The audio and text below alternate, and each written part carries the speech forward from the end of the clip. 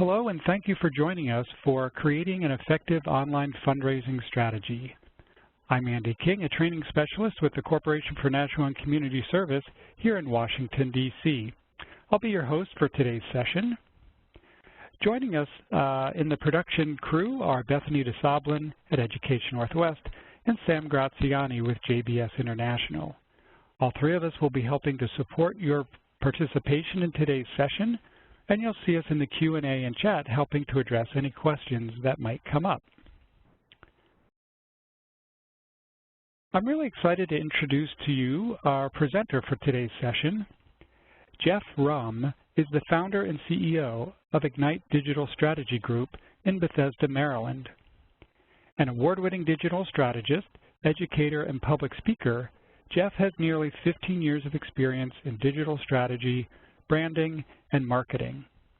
He served as the digital consultant with the White House, the United Nations Foundation, and a host of national nonprofits, foundations, and associations. So we're delighted to bring Jeff's expertise to you, our VISTA members. I'm also pleased to welcome our guest speaker for today, Marla Korper.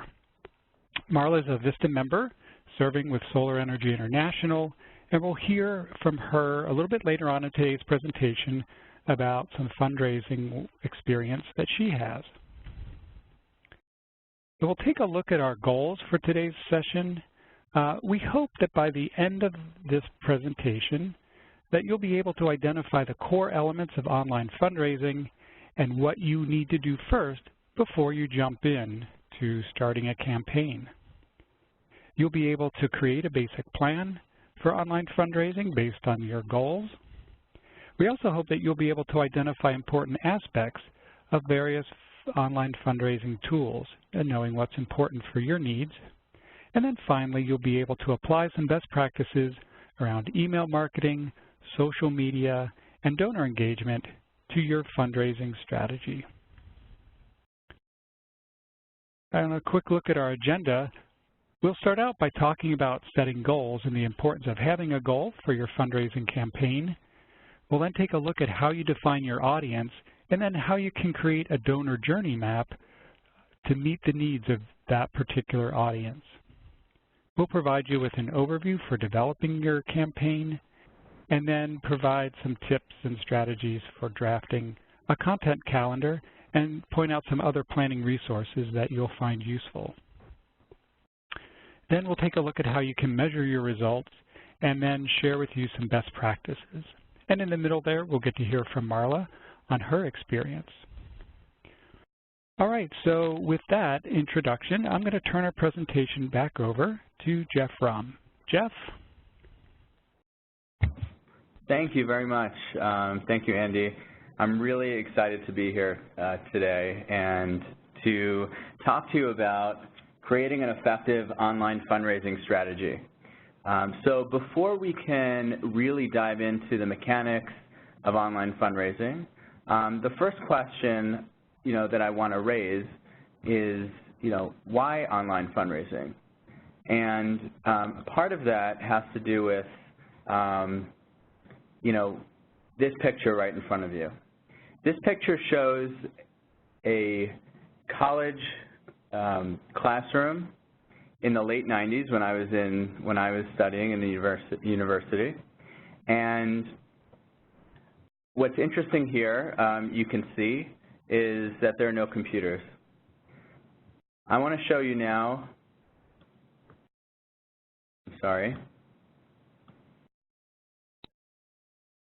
what a college classroom looks like today. This is why online fundraising is so important and so critical. There are so many reasons why we are living in a digital age, and this picture really captures that. You can just hold on one second. Just trying to hold on one second, please.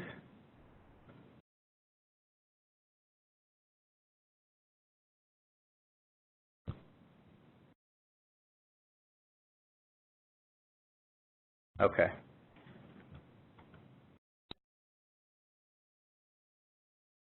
So I want to start off with some key questions.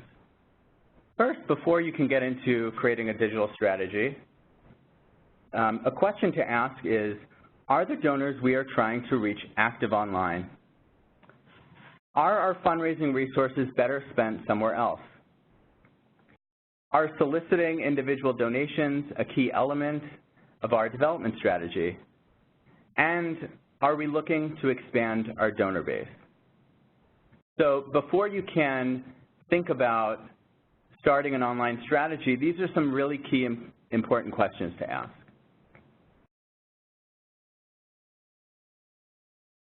So let's get started. The first thing I really like to do when I'm working with organizations is use this method. Regardless of how you fundraise, you still need to develop a fundraising strategy. Before we dive into the steps behind building an online fundraising campaign, let's take a 10,000-foot view of your organization and its core message. Let's take a look at what Simon Sinek calls the golden circle.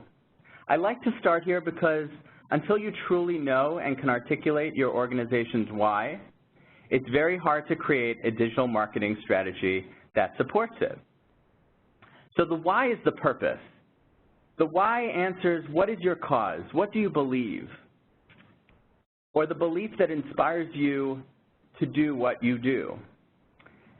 And then the next circle is the how, the process, specific actions taken to realize the why. And finally, the what is the result. What do you do? The result of the why, the proof.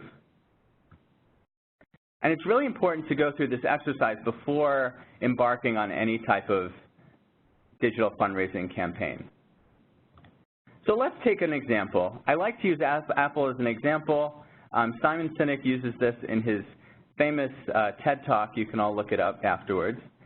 And he says this: if Apple communicated the way most organizations communicate, this is what it would sound like. We make great computers and smartphones. They're user-friendly, beautifully designed, and easy to use. Want to buy one? This is okay, but not quite right. But this is really how Apple communicates. With everything we do, we aim to challenge the status quo. We aim to think differently. Our products are user-friendly, beautifully designed, and easy to use. We just happen to make great computers. Want to buy one? The second version communicates why they do what they do. And so you have to think about the why within your own organization. So the question is, what is your organization's why? Why do you all do what you do? Why does your organization exist?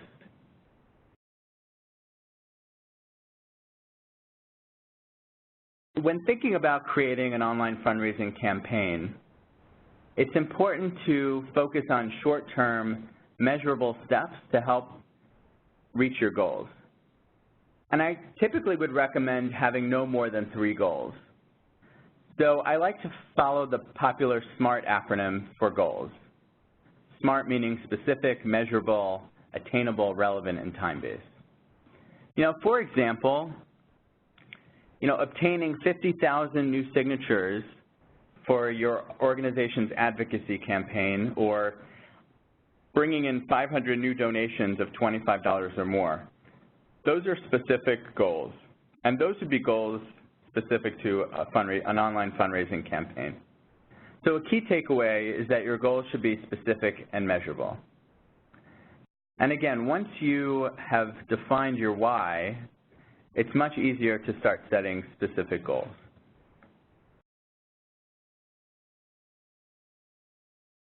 And you can visit my website, igniteaction.co/resources, to download this worksheet, as well as a few other helpful worksheets that we'll use today. You'll also receive this link in a follow-up email after the presentation.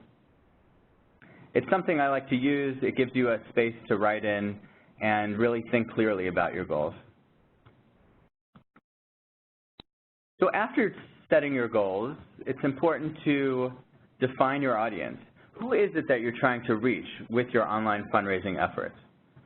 So what I typically recommend is creating 3 to 4 personas for the 3 to 4 different audience groups that you've identified for your digital fundraising strategy. And once you focus on identifying 3 to 4 core audience groups, it's important to create personas and give them names, write their stories based on the questions I mentioned during the previous slide, or any other questions that may be relevant. I like to use an online tool called Extensio. They have something called a user persona creator, and it's free, and you can visit extensio.com, and you go to the Tools tab, and this user persona creator helps you come up with your ideal user types. And you can create as many personas as you'd like. This persona here is just an example of how you could format a persona, but there are many ways to do so. The important thing is to really bring this person to life as a representative of a particular audience. So in this case, Olivia represents an audience group made up of young professionals who are interested in improving educational opportunities for all in her community. So when you're thinking of each persona, think about what is their decision-making timeline in addition to all their characteristics. And this will help us later as we create our user journeys. And as you can see here, there are some key elements you want to include. You want to give this persona a name. You want to tell their story. You want to understand what their goals are, what their reservations might be in making an online donation. Create a profile, including their technical abilities and some other attributes. And as I said, the next thing you should do once you've defined your audience is create what's called a donor journey map. In the for-profit world, it's called a customer journey map, which is the same thing essentially, but we're talking about potential donors here or current donors. Over the course of a year or a campaign, your organization develops numerous opportunities to connect with your supporters. These opportunities may include your website, e-newsletters, social media channels, live events, direct mail, and mentions of your organization through media, family, and friends. The sum of all of these parts and how your audience interacts with your organization at each stage creates the donor journey. A donor journey essentially is a full life cycle view that details all of the interactions a person has with your organization, as well as the internal or external influences affecting the person's behavior. Thus, a donor journey map is a tool that can help organizations move audiences to action by helping you do a few things. Increasing consistency in your messaging, identifying opportunities to help your audience take the next step in the journey, whether that's signing up for an email newsletter or liking your Facebook page or going ahead and making a contribution, identifying pain points or roadblocks so you can remove them, and finally building empathy for your audiences and consensus internally to support those audiences. So why should you use a donor journey? There are many benefits to investing time.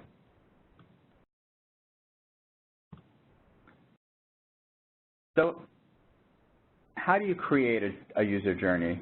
When you're ready to turn your journey into a map, there are plenty of additional resources online to help you get started.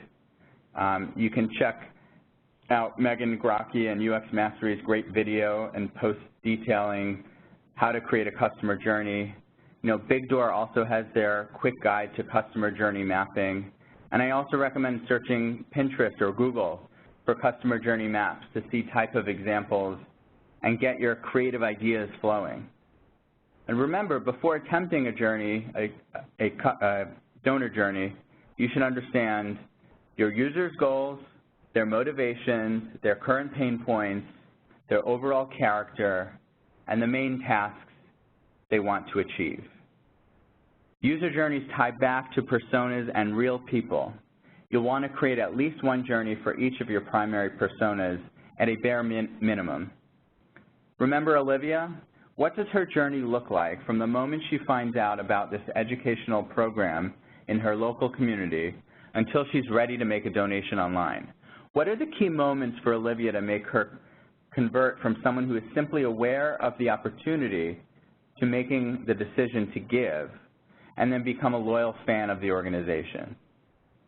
As you can see from the map on the screen, there are different phases that a typical user will go through, from awareness, being first aware of your organization or your campaign, all the way through the decision-making process, and then finally, how do you keep them as not only a donor but an ambassador? And that's where the loyalty comes in. Once we've created the donor journey map for Olivia and your other personas, now it's time to start developing the online fundraising campaign. What is your core messaging going to be? What is your call to action? What creative elements do you need? Once you've decided on the overall content and theme, keep in mind these 5 key points to making an online fundraising campaign successful. The first point is that you must have a donor-first perspective. Again, going back to the personas and the donor journey, really keep in mind the donor at the center of this process. It's about this person, this individual. Ensure that your campaign is optimized for mobile. And we'll talk a little bit later about best practices, but we've now entered the time frame when more people are using their mobile devices than a desktop computer.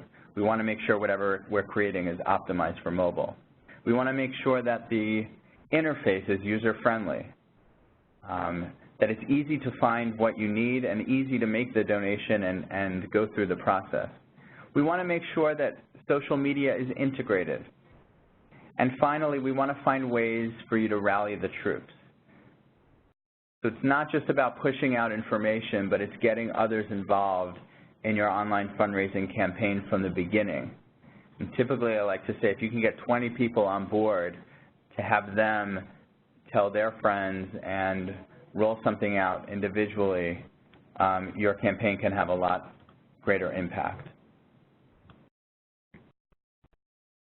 So once you've created the campaign, you want to think about drafting a content calendar. And really, a content calendar, it's a simple tool for making the content marketing focus count.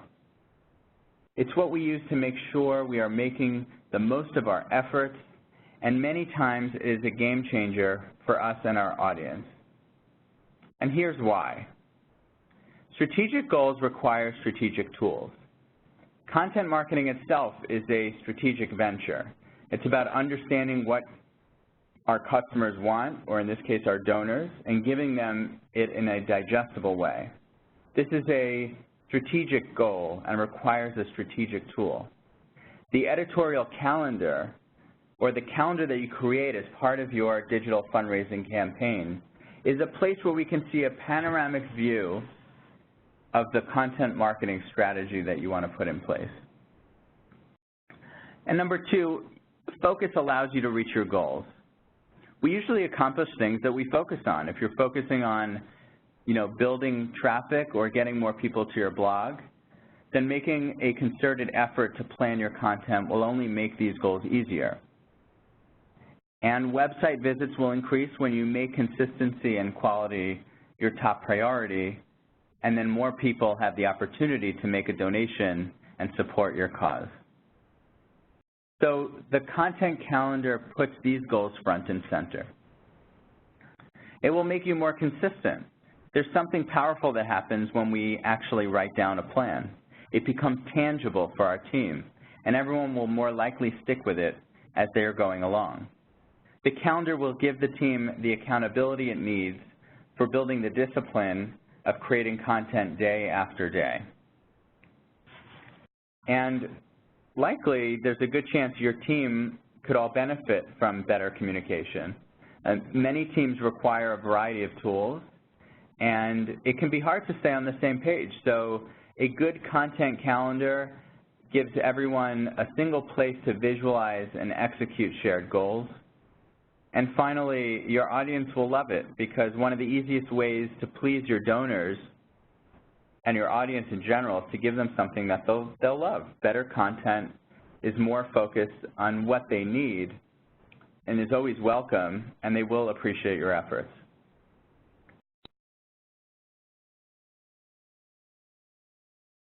So drafting a content calendar, again, you can go to igniteaction.org, .co/resources to download this template, as well as other worksheets from today's presentation. And here's an example of a content calendar. And again, you can find many different ways to do this. This is a very simple content calendar template that I use. This can be easily put into a Google Doc or a spreadsheet, and you want to just make sure some of the key elements are there. You want to have the days or the weeks that you're going to be pushing out content for your online fundraising campaign.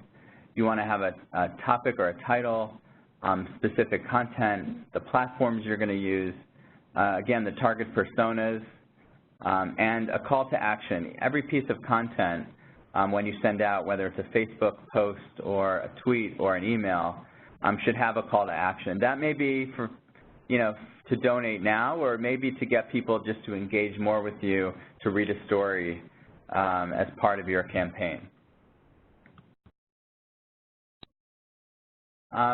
Next, it's important to, plan resources. First, there needs to be an owner of the online fundraising campaign. It doesn't need to be the person who is going to execute on everything, but someone needs to own it. Next, you need people who will execute the content, authors and content owners. Finally, you'll need to ensure that you have the software and training necessary to execute. So your email marketing software, and whether that's online software like MailChimp or Constant Contact, you want to make sure you have that in place. Any social media scheduling or management tools like Hootsuite, and there are some others out there. Analytics tools, Google Analytics is one that is typically installed, and this will allow you to track and measure. We'll get to in a little bit. Resources means time, people, and software. And of course, it all costs money. So planning and budgeting will help ensure the success of your online fundraising campaign.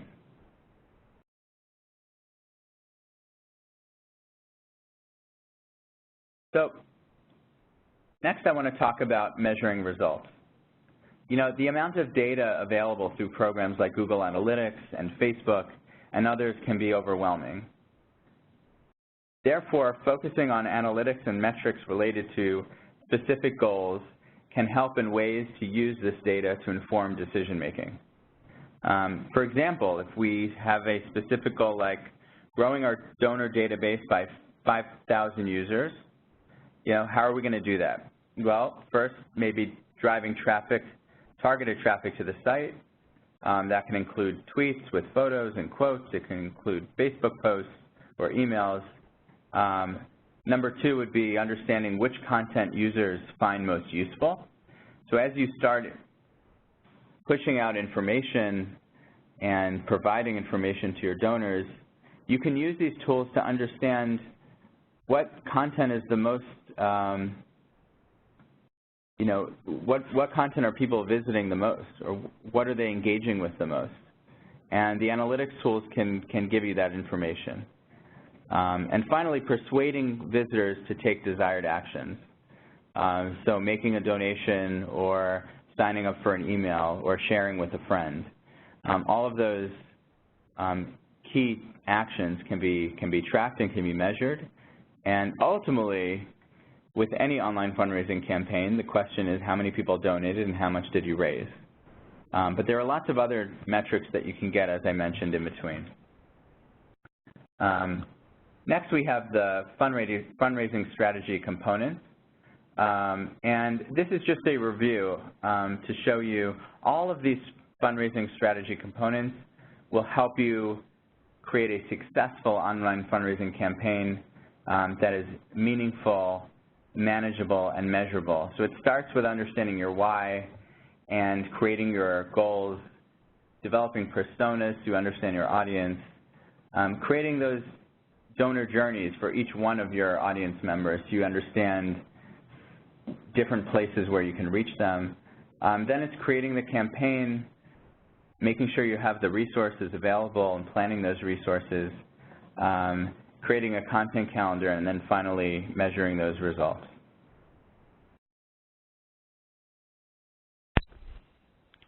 All right. Thank you, Jeff, for giving us that really solid introduction to developing an online fundraising strategy.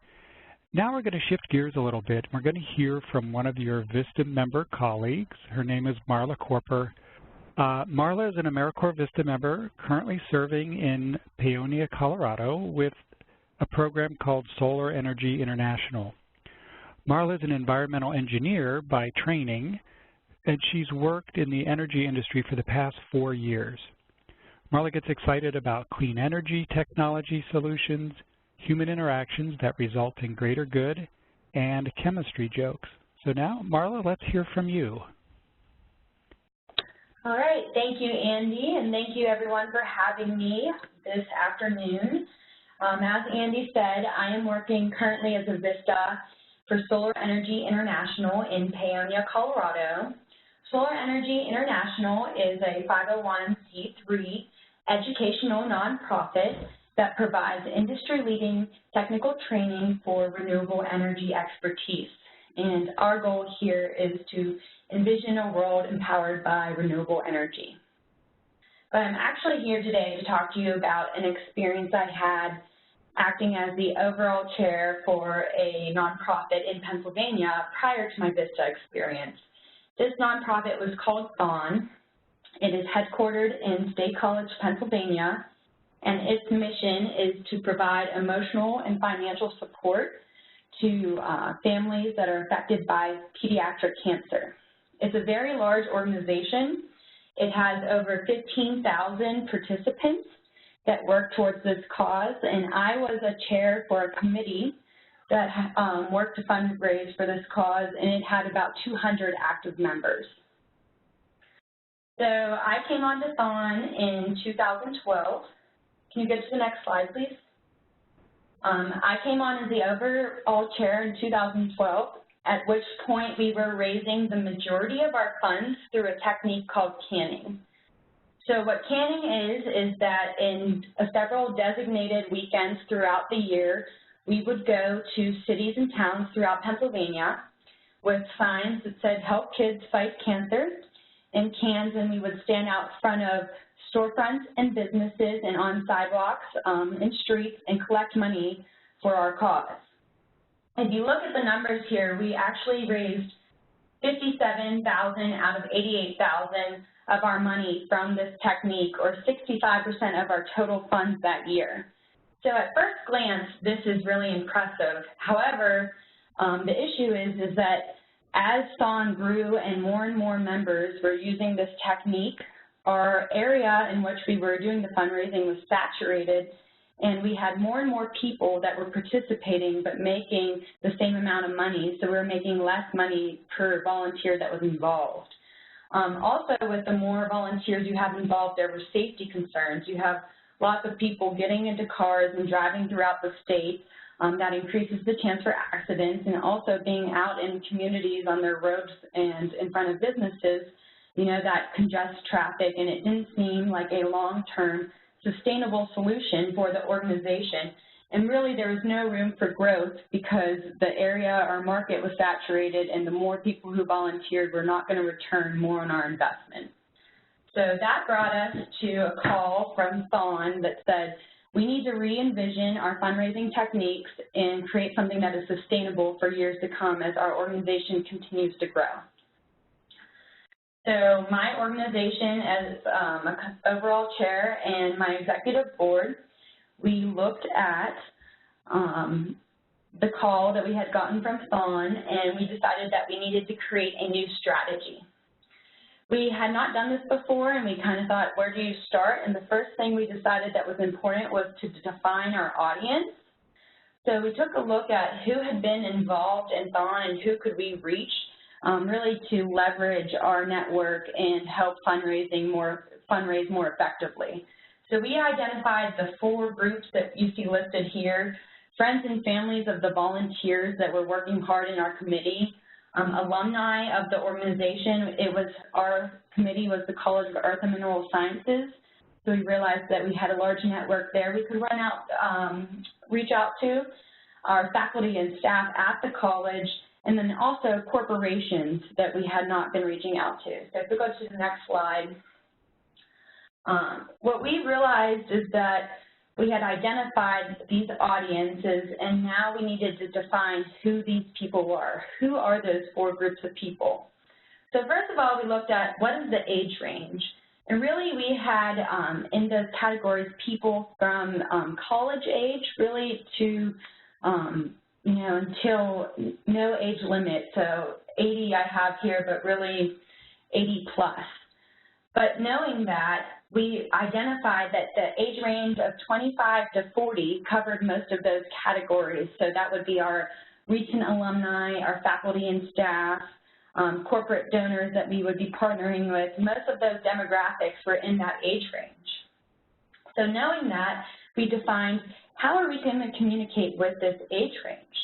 And really we found that social media and email, any type of quick online opportunity to communicate was most effective. So what we did, you'll see on the right here, we created an online portal that made it very easy to donate. You could click the website and it would give you a brief introduction to what we did and who we are, who you could contact, and then it would have a Donate Now button. So in one page, less than 30 seconds, you are connected to the opportunity to donate to our cause. And also realizing that we did have demographics outside of the 25 to 40 age group, we also provided information on our website if you would like to donate via the U.S. Postal Service. So that way we weren't missing demographics that may not be as technologically savvy. We found this to be really effective, and we did use all of the communication styles that are listed, but what we did was we chose to focus most of our time and energy on social media and on emails, because as Jeff said, you need to have the time and the resources in order to have an effective strategy. So if you go to the next slide, please. So the lessons that we learned from creating our strategy was, first of all, you need to use your resources. Prior to creating a fundraising strategy, we were using canning as our primary method. That had absolutely no target audience. It was just whoever passed us on the street is who we were soliciting. Now, with our fundraising strategy that focused heavily on using an online platform, we were spending much less time trying to raise money and having a much more effective payback. So with canning, we might get $1 or $2 on the street. And by reaching out to our targeted groups through an online platform, we were getting anywhere from $25 to $5,000 in one donation. So we found it to be much more effective. Another thing, and I can't stress this enough, as a VISTA, we are not here to do direct service. We're here to create programs that are sustainable and continue to thrive once our year of service is over. So with that being said, you need to remember it's a marathon, not a sprint. When you're creating your online fundraising platform and you're going through the process, don't just think about the year 2016 through 2017 or whatever your service may be. You need to really create a roadmap that has several years out into the future and just small goals to reach each year. And your first year really is your pilot, small efforts, see what works, what doesn't, and each year as the platform grows, so should your techniques and strategies mature and become more established. And finally, I would say ask for feedback. So what we did, and is quite simple, is when you would press Donate Now, it would ask for your name and personal information, your credit card information, and then there was a box that said, how did you hear about our program? And in there, people could write Facebook, word of mouth, presentation, newsletter, whatever it may be. And what that is a free data matrix tracking. So we were able to take whatever the people said and see, are the majority of our users finding out about us through our Facebook post? And if the answer is yes, then that's great news and our platform was effective. If the answer is no, then we need to rethink our strategy, and did we really correctly define our target group and their target communication styles, or do we need to try a new method? Next slide, please. It looks like I'm missing a slide here, but I am going to just share one more piece of information with you. So I was the chair through 2012 and 2013. In 2012, 65% of our fundraising came from canning. By 2014, 76% of our fundraising came from our online platform and local events for fundraising. So we literally reversed the majority of our fundraising efforts in just 2 years. So that speaks, I think, volumes to how important it is to define and identify your audience and to really try to effectively communicate with them. That will make you work smarter, not harder. So that's it for me. Thank you very much. Great. Thank you, Marla. That was awesome. Thank you very much for sharing that. So with that said, and moving back to where we were in talking about strategy, we talked a lot about defining your why and defining your audiences, and now we're going to put things into action. So now that you've defined your audience and decided where online is part of the campaign, let's look at some common ways to engage in online fundraising. And there are kind of 3 areas that I'm just going to focus on here. One is your online donation page. So having a dedicated page on your website where people can go and make a donation sounds simple, but there are some really key best practices that we can talk about for making that most effective. And then this idea of crowdfunding, having a campaign or something in general that you want people to raise funds for, and then finally peer-to-peer fundraising, getting individuals to create their own pages for fundraising efforts. So these are the areas we're going to look at. Starting with the online donation page. So here's the example of an online donation page that I wanted to share, and as you can see, it's really important to have clear form fields, making sure that you're not asking for so much additional information that it's very clear what the fields are that you need, and making sure that you're getting the information from the people that you do need to let them make the donation without putting a lot of stumbling blocks in their way. And secondly, you'll notice that this form in particular there's not a lot of clutter around it. You want to make sure that your donation page doesn't have too much else that is going to be distracting to the user. Because if you think about a website, I mean, there are places where you want to engage people and you want to push out some marketing messages. But once they've made the decision to donate, that's a function that you want to make sure that they can complete. So making sure that that page is not cluttered is really important. You want to make sure that there are options for people to make recurring gifts, if at all possible, within whatever fundraising technology that you're using. The reason why this is important is because you could think about it from a fundraising standpoint, that you can get $100 from someone once, or you can get $10 from someone every month. And if that just continues to be recurring, that can be much more effective for you and take less time and energy to trying to get someone to make another donation a year later. The next thing is, and this is an area where I think a lot of organizations fall short, is having an engaging thank you page. Oftentimes we're focusing so much on getting people to your page and getting them to complete the form and getting them to push the button to make the donation. And the thank you is really important. This is your opportunity to really show your thanks and to maybe tell the donor, you know, where their money is going and what you're able to do now that they've made a donation. So there's a storytelling piece here on a thank you page that can be really important. And then, you know, you want to provide people with other giving information.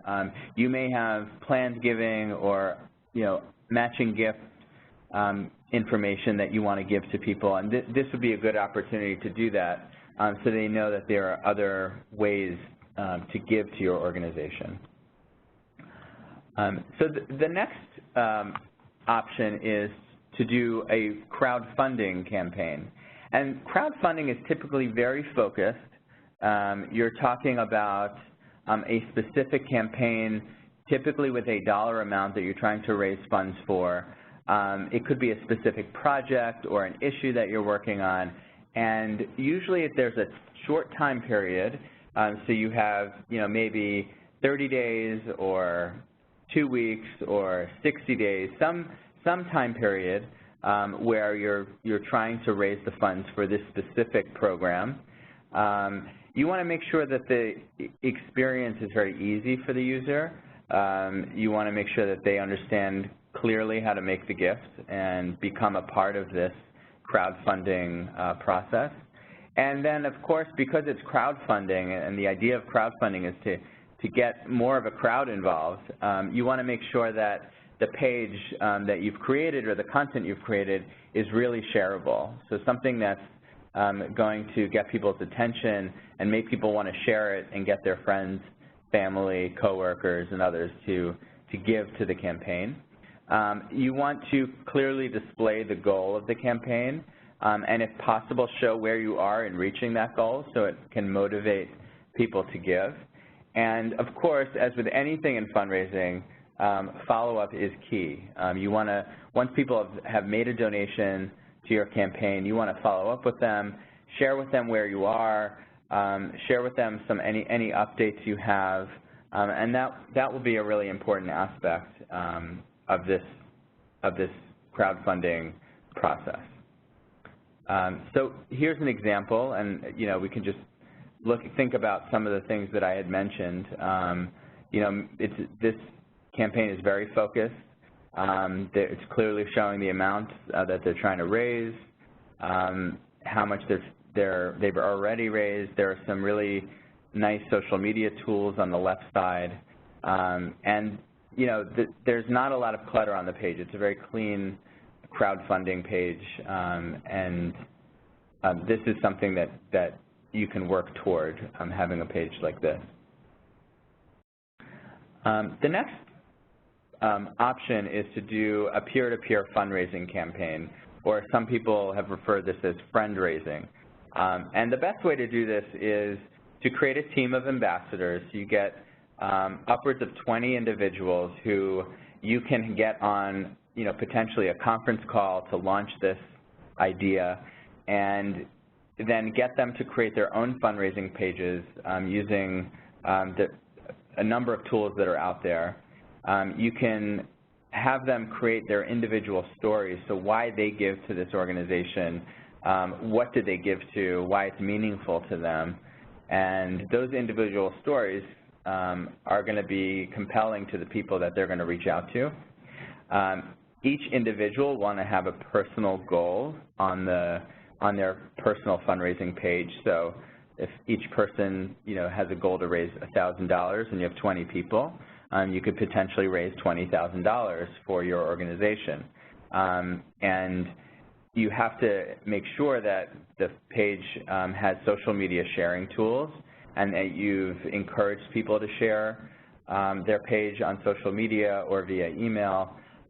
This is going to help them get it out there to people who will give not only because they care about the organization and the cause, but typically because they care about the individual that's making the ask.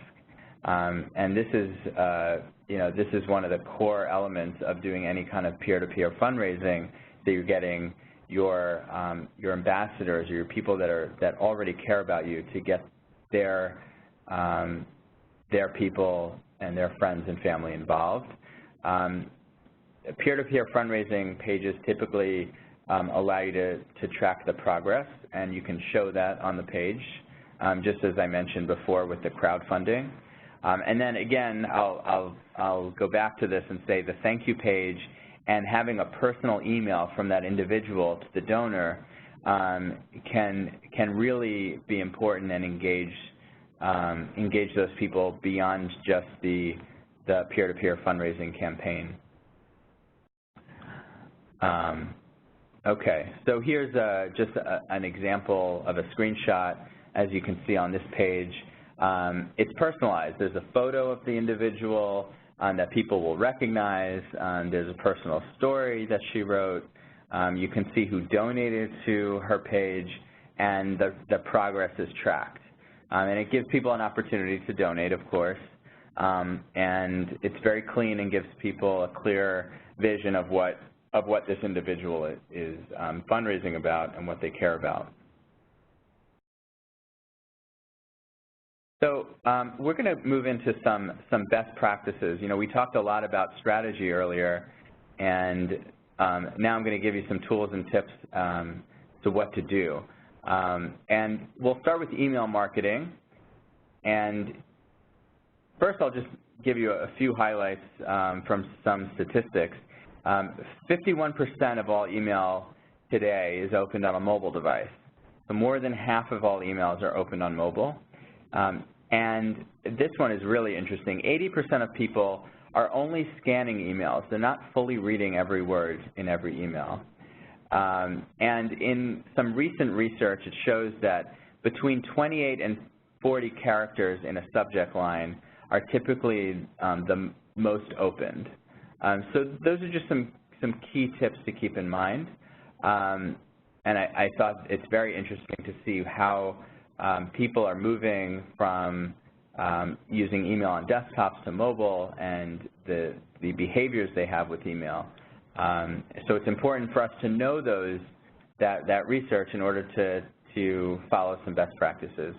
And those are just, you know, keeping text short, making sure that you're not being too verbose in your emails, adding images for engagement, making sure that there's some visual element that will pull people in, having a clear call to action on the page, making sure people know what their next step is or what you want them to do, such as making a donation or sharing with a friend or setting up a fundraising page.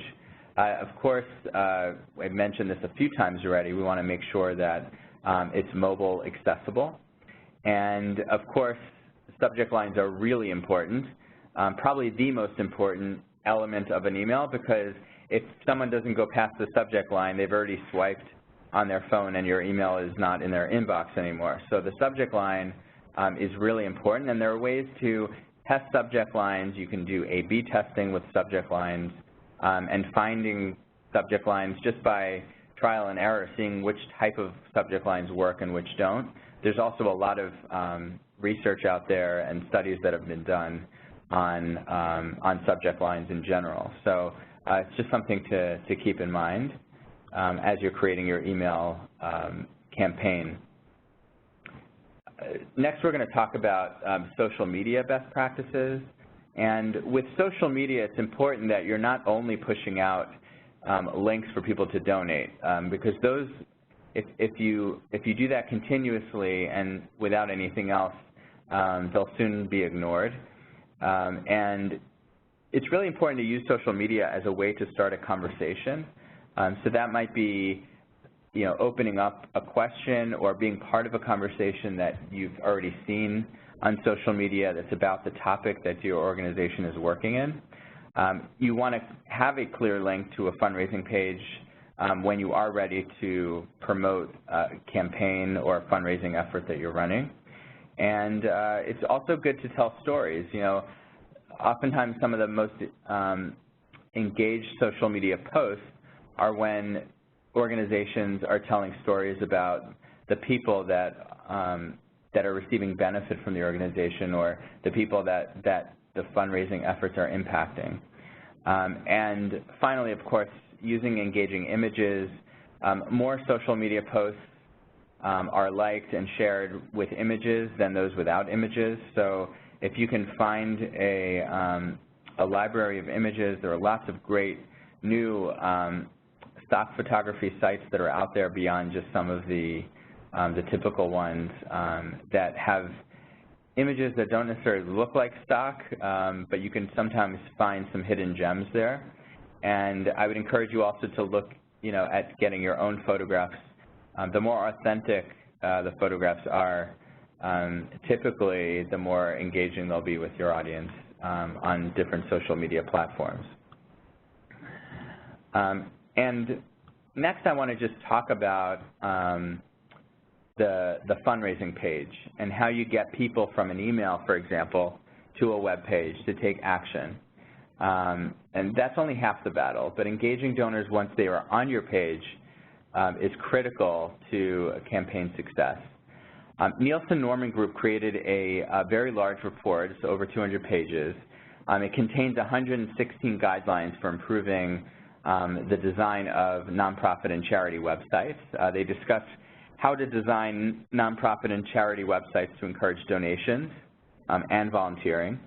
This report is based on empirical observations of actual user behavior as potential donors, used a wide range of sites. And in total Nielsen in this study, this is the largest study done on nonprofit websites, and they tested 60 websites, 60 nonprofit organizations and their sites, covering a range of categories. And most of the sites represented major national nonprofits, but they also tested some smaller local charities as well. So what I'd like to do next is just share a few very high-level findings that can help you create more effective web pages for your online fundraising efforts. And you can also visit the Nielsen website to view an outline of the report, and if you want to, you can purchase the full report if it's of any interest. So again, these are just very high-level best practices that were pulled from this. So interestingly, on average, it took users about 6 minutes to locate information about the nonprofit's purpose. And you know, what users said is that they really want to understand what an organization does and how they do what they do. So when you think about creating your online fundraising campaign and you're sending people to your website or a landing page, it's really important that you communicate to those people what it is that you do and how you do it, because the research shows us that that's what people are looking for. So here's an example of a nonprofit, I think, that does this really well. They clearly state who they are, what they do, and how they do it. And here's another example from the Michael J. Fox Foundation. It may be a little bit hard to view in this presentation, but it does talk about what their goal is of the organization and how they do it. So that's a really important piece. The second thing, and this was mentioned before, but it came up in the Nielsen study, is stopping the clutter. And a good way to do this is to really think about mobile first.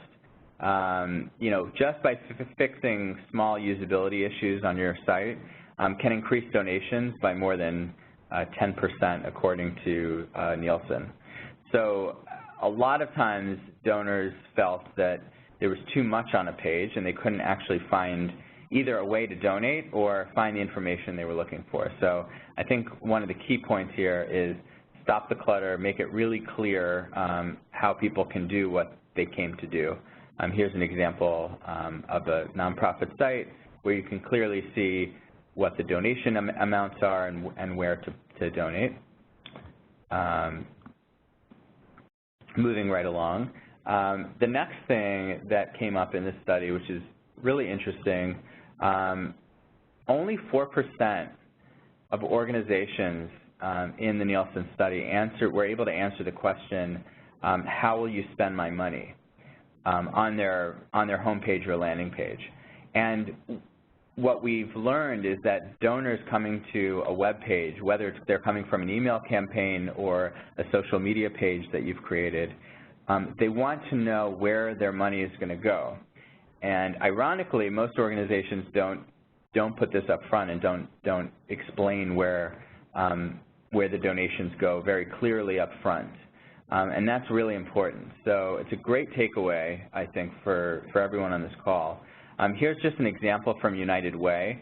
Aside from the look and feel of the form, which is a different topic, but what they do here, which I think is very effective and interesting, is that they show people on the donation page where their money goes, how much goes to the programming, how much goes to overhead, and so forth.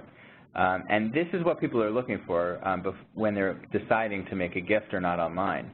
They want to know, where their gift is going to go and how much impact they're going to be able to make.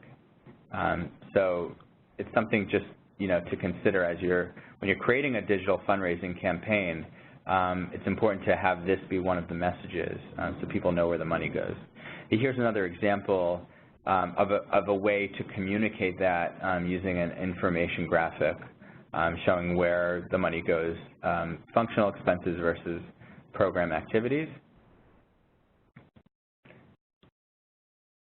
The next piece is speaking plainly, right? A lot of organizations, they're so close to the work that they do and the nuances within their organizations that sometimes their content, whether it's in an online fundraising campaign or on their website or in an email, it can be a bit wordy and in a language that the average person receiving the content doesn't understand.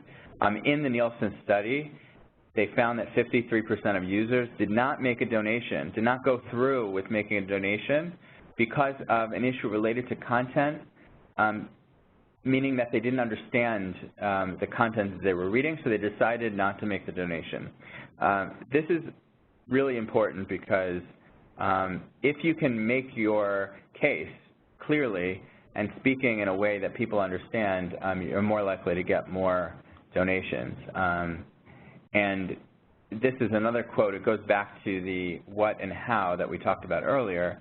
This came from the Nielsen report. The organizations that received donations simply described what they did and how they did it in a succinct and easy-to-understand manner. Sounds very simple, but it's not so easy to do when your organization is working on a lot of different types of issues with a lot of different people, and sometimes it's not so easy to explain. But the easier you can make it for the end user, the more likely you'll get more donations. So here's an example.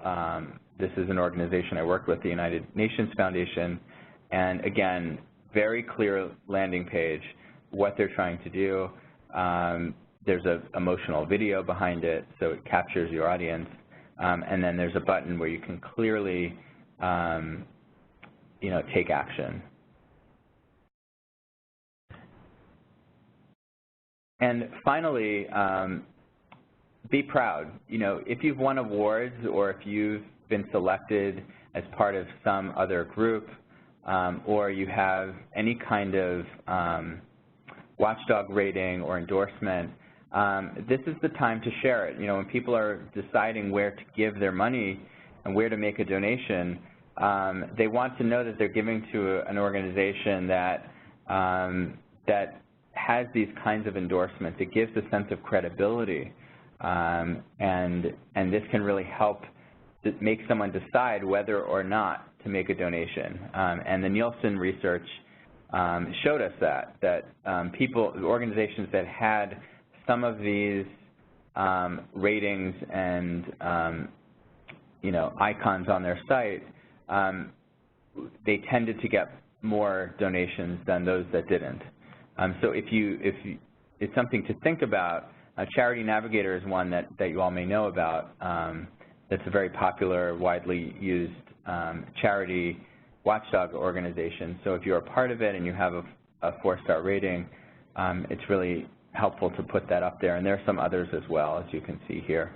These are just some examples, but I think it's a really important point. So, in summary, just to kind of summarize where we started way back in the beginning of this webinar, when we talked about, if you remember those two photos that I showed you of where we were, not too long ago, 15 years ago, when we weren't living in such a digital world, and then you fast forward to where we are today when our devices are attached to us and people and technology are becoming one. It's important that we think about, with any kind of fundraising, online fundraising campaign, again, that we put the user first, the user in the center. Understand where they are, what they're doing, how they're using their technology, what that journey map looks like, and we want to put them front and center in the organization's thinking with any campaign. So, again, here are some resources where you can go to my website. I think that should be igniteaction.co/resources with an S at the end, and you can get the goal setting and content calendar templates. You can also get the persona creator at Extensio, and you see some of the other resources here as well. I can always be reached at jeff@igniteaction.co, so if you have any questions related to this presentation, I'm also happy to direct you to any resources as well. So the next steps, what can you do next? You can, number one, create your why. Sit down with your team and your organization and really clearly define your why. Sounds simple, but it could really bring out a lot in a discussion, and it's important to do before starting any campaign. Then set your campaign goals. What is it that you're trying to achieve? So at the end, you can go back and say, okay, we were able to do this. Define your audience. Make sure that you know who you're speaking to with any kind of online fundraising campaign. And develop a donor journey map, right? Map out where your audience members are and what that might look like as you're trying to reach them at different points of the campaign. So I hope this is helpful, and I think I'm going to hand it back over. Yeah, that's right. Jeff, thank you so much. What a great wealth of information you shared with us. And we're going to get to questions from our audience in just a minute, but before we do that, I just want to mention that we do have an evaluation poll that's open on the right side of your screen. We care a lot about what you think about these webinars, and if you have ideas for other webinar topics that we could present in the future. Got 10 quick questions. You'll use the scroll bar to slide down to see all the questions, but if you would take a minute to fill that out and submit it while we're getting into the Q&A, that would be great. We definitely read all of your comments and put that to use. So we're going to get to the Q&A portion, and we've got a few questions that have already come in, but I'm going to ask our operator, Amy, to come back on and give us instructions for how to ask a question if you're on the phone. Thank you, sir. We will now begin the question and answer session. To ask a question over the phone, please press star followed by the number 1. Unmute your phone and record your name clearly at the prompt. Your name will be needed to introduce your question. And to withdraw your request, you can press star followed by the number 2.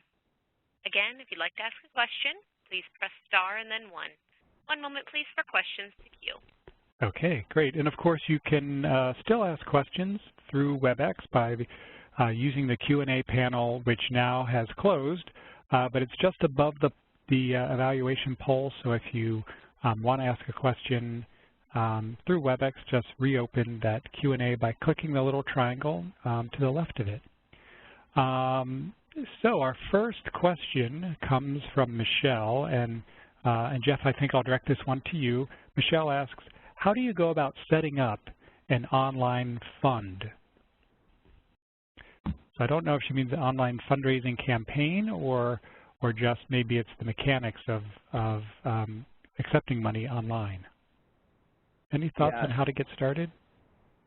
Sure. So there are a lot of different tools out there now. What's nice is that, you know, a few years ago it was basically PayPal, or you had to go through a bank and set up Authorize.net, and there were a lot of different hurdles to get into, you know, to be able to accept online payments. And today it's a lot easier.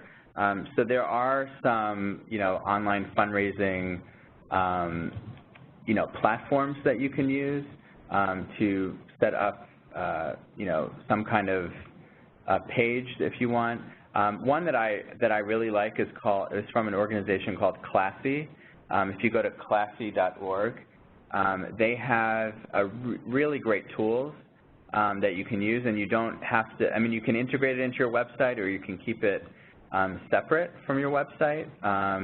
You know, of course, there are some very basic tools like Network for Good or PayPal that is pretty easy to set up to accept funds, and then those can be linked from a website, or you can link directly to your, you know, from an email campaign or so forth. So if that's the question about, like, technically how do you do it, you do need to get a merchant account, so you have to be able to accept credit cards as an organization, and they will just ask for some basic information, your 501c3 information, and then once you are able to submit that, you can get set up pretty quickly. But there are some really nice platforms out there. Classy is one of them that I happen to like, and there are some others as well. But you know, that would be my suggestion. If you don't have a you know, a dedicated web person who can build a custom form on your site and integrate it with a merchant account, then I would use one of these online fundraising platforms. Great, thanks for that. Yeah, and Michelle did come back and clarify she was interested in those mechanics of setting it up online. So thank you for that.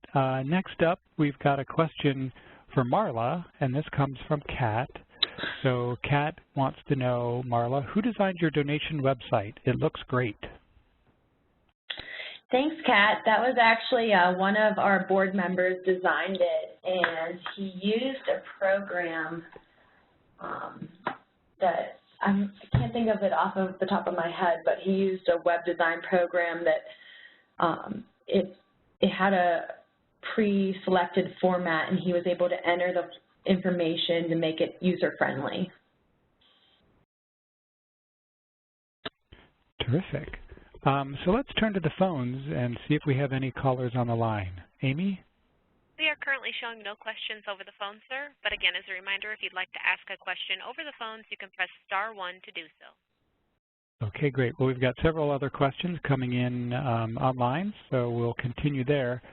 Next up, Rebecca says, I'd appreciate a way to easily connect with the social media, marketing, and communications vistas. Any suggestions? So I'm going to take this question. So great question, Rebecca, and we'd love to find ways that vistas can connect with one another. So a primary way to do that is through the Vista campus, and a couple of options there. You can use the discussion forums and put up a post that says, hey, I'm working on stuff around marketing, communications, and social media. I'd love to connect with you and generate responses that way. Likewise, the Vista program, that is, we have a Facebook page, we have a Twitter account, we're on LinkedIn, and you can use those social media platforms because, of course, the really connected vistas, the ones who are using social media a lot, are there on our page. So make sure, all of you, to connect with us on social media so that you'll be hearing about what's happening within the VISTA program. It's also a great way that you can reach out to others who are following us. So those are a couple of things. And another idea, back on the VISTA campus, we have the VISTA map that shows where VISTAs are located. You can read a little bit about them. You can put a little brief description, a little profile about yourself, and you can also indicate the kinds of things that you're working on in your service. So you can search there, use the map, and then you can send kind of a friend request. We call it a learning connection through the campus, and then you can message each other that way. So those are a few suggestions there, and others on the webinar. If you've got ideas, feel free to share those in the chat. Let's see. The next question is from Sarah, and she says, with social media marketing and communications, can I describe what we are doing, and doing is in quotes, when it is really investing for a future project? So I think she means in her fundraising campaign. So in her communications and social media around her fundraising campaign, if what she's doing is investing or asking donors to invest in future projects, can she really describe what it is that they're doing? So Jeff, do you want to take a stab at that? Yeah, so I think I understand the question. So even though you're asking people to invest in future projects, which is a good thing, I still believe that you can share the story of the impact of their quote-unquote investment, right? So anyone who's going to make a donation online to a cause, even if the project isn't available yet, and I think that's the basis of the question, it's for future plans. But what could be possible? I guess that's the question to answer for the donor. What could be possible if you're able to raise the funds that you need? What impact could be made? I mean, a lot of research has been done around online fundraising, and a lot of it leads back to people want to know what the impact of their investment is going to be. So I think if you can make that case and tell that story, even though you don't have anything current yet, and you're, trying to raise funds for the future, I still think that kind of storytelling is going to be important, to make your case for their investment.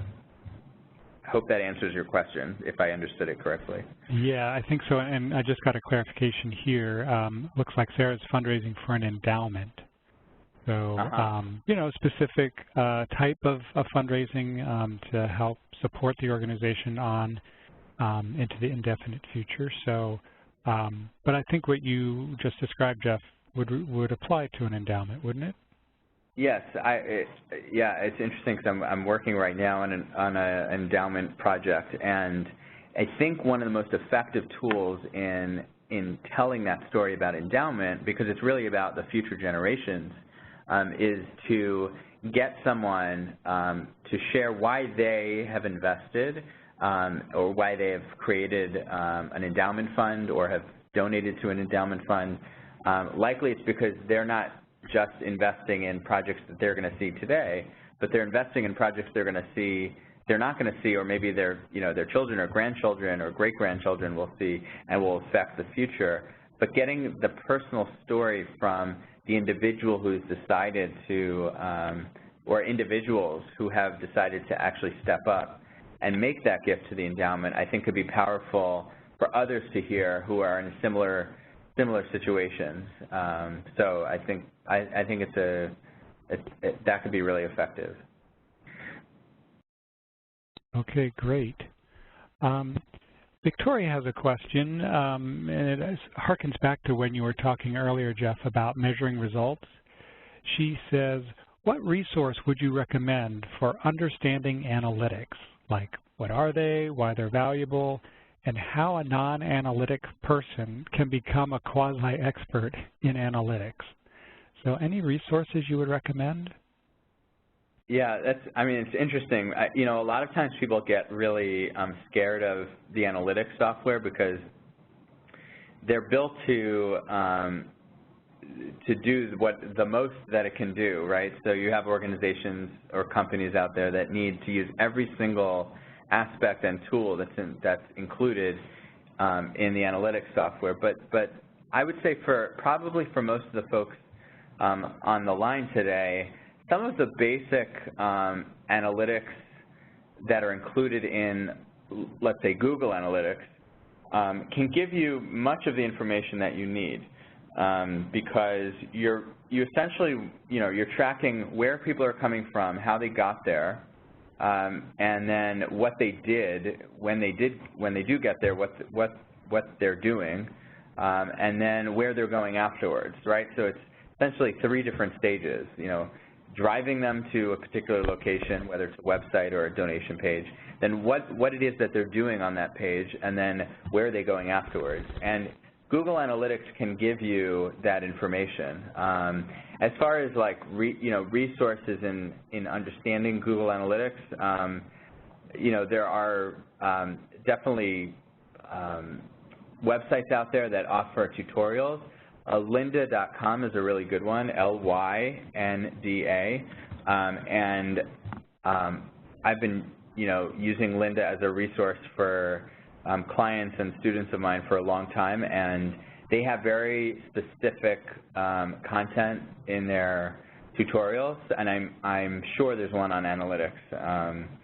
You know, I don't know off the top of my head, but I'm pretty sure that they would have like just a Google Analytics kind of tutorial or 101. But there might be some others out there as well. Maybe some other people on the line are familiar with those. So sure, and Marla, I'm just going to see if you have anything to add, because I know when you were shifting over to doing online fundraising, you may have been doing some measurement or looking at analytics. So any thoughts about how to get your toes in the water of analytics? For us, our analytics was very elementary. We literally took the feedback that we got from our one line that said, how did you hear about us? And we created a Google Excel sheet that showed, you know, the different responses. One was Facebook, one was, let's say, newsletter, word of mouth, whatever it may be. We would keep those categories and just tally the amount of people who had heard from which source, and then based on that, that's where we focused. And for us, it was overwhelmingly Facebook and email that were the feedback, so that is how we did most of our efforts. Yeah, and I'll just share too, from my work here with the VISTA program and getting involved a little bit in social media, you know, there's a built-in analytics piece for Twitter, and you can do the same with Facebook. And, you know, without getting complicated at all, it was really helpful for me to look at the kinds of posts that, you know, that got the most recognition, that people shared, that, you know, that generated engagement, you know, people clicked through. So it was really a relatively small number of data points that I needed to look at, but it really helped me to see what was working and what wasn't very quickly. So let's turn back to the phone lines. Amy, do we have anybody in queue on the telephone? We do not have any questions at this time, sir. Okay, great. Well, we still have a few more questions lined up here. We'll do our best in the time we've got left. So Mary says, how might online fundraising be different for a less well-known organization? What advice would you have to maximize online fundraising if your organization is small and it's new? So Jeff, any thoughts for a small, not well-known organization? Yeah. I think those are the most exciting, the small, newer organizations, and that's where I think the fundraising or the peer-to-peer fundraising can be really effective, because if you can just get a small group of people together who are really passionate and care a lot about your cause or your local organization, especially if it's a local, because then your target is much more defined, right? So let's say I don't know what the organization is, but if your funds are going locally to support causes in your own backyard, then essentially if you can find people that have shared vision and values for your cause, getting, like I said before, 20 is usually like my magic number. So if you can get 20 people together and get them excited. We did one where we had our launch training event at a wine bar, and we did like a wine tasting, and then we had everyone bring their laptops and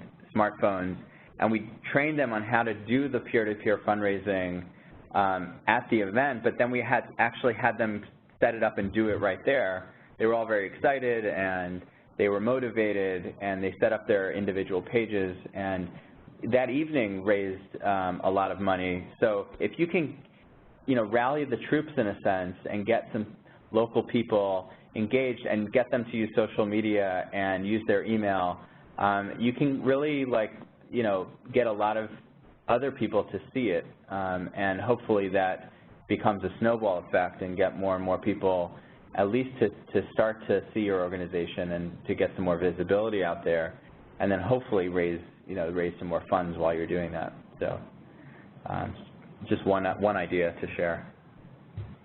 All right. See if we can get to a couple more questions. Lakeisha would like to know, when is a good time to decide to do an online fundraiser?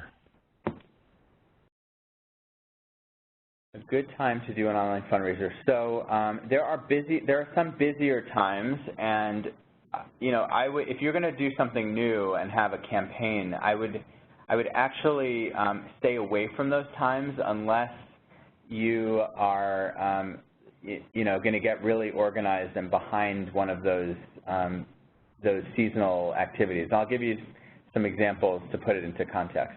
I'm sure a lot of people are aware of Giving Tuesday, which happens in November each year. It's the Tuesday after Thanksgiving, and that has become very saturated in the nonprofit world. You might get dozens of emails on the same day from organizations trying to get your attention to give. And the downside to that is, especially as a smaller organization, you can kind of get lost. So I would pick times that are not most popular. End of year is another very popular time, getting people to give before the end of the year so they can write it off on their taxes. That's another method, towards the last few days of December. So I would find times when either you have a specific, where there's something related to your cause in that time. So sometimes there's an awareness month or some kind of season where it makes sense. But I would then maybe try some times that are less popular. A lot of people avoid doing anything over the summer because they think people are gone. But if you remember where we started with the webinar, everyone's connected. So most of the time. So even when you're pushing out content and sending emails out over the summer, it doesn't mean that's a time when people aren't connected. So I would just recommend finding times and pockets that are not as popular so that you'll stand out more. All right, we've got one more question. We'll try to squeeze it in the last minute or so that we've got. Carlito says, how would you recommend getting a fundraising strategy started in an organization that's totally grant funded and all the staff are too busy with their own programs to help? Would you recommend going at it alone?